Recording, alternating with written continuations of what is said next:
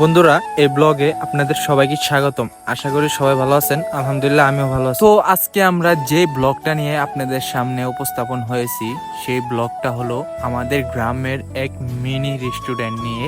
তো ভিডিওটা আপনারা দেখতে থাকেন।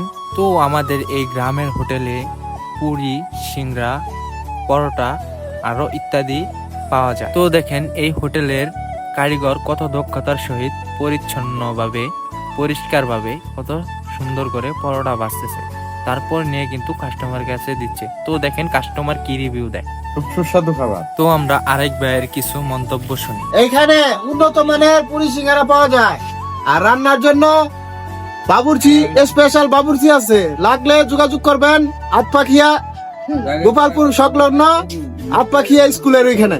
তো আমরা প্রতিদিনের মতো চলে আসলাম পুরি খাওয়ার জন্য। এসে দেখলাম যে পুরি এখনো ভাজা হয়নি। তো আমরা কারিগরের কাছে গিয়ে দেখলাম পুরি বানানোর প্রস্তুতি চলতেছে। তো দেখতে দেখতে পুরি ভাজার কার্যক্রম শুরু হয়ে গেল। আমরা খালি খাওয়ার অপেক্ষায় আছি।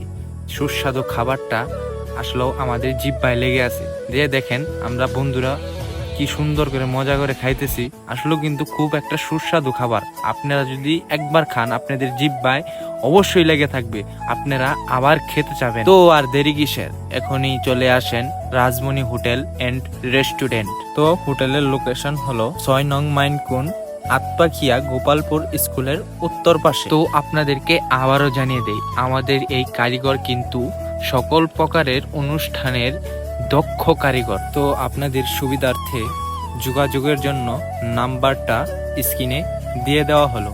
তো আজকের মতো এই পর্যন্তই। সকলে ভালো থাকবেন। আল্লাহ হাফেজ।